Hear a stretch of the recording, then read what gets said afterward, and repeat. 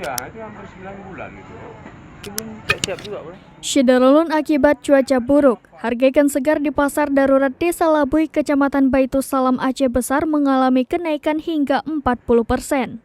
Muslim, salah seorang pedagang di pasar tersebut pada Selasa 4 Oktober 2022 mengatakan, kenaikan harga jual ikan itu sudah terjadi sejak beberapa hari terakhir.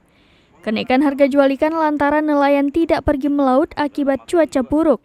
Untuk ikan jenis tongkol dan denjis biasa dijual Rp25.000 hingga Rp20.000, kini menjadi Rp30.000.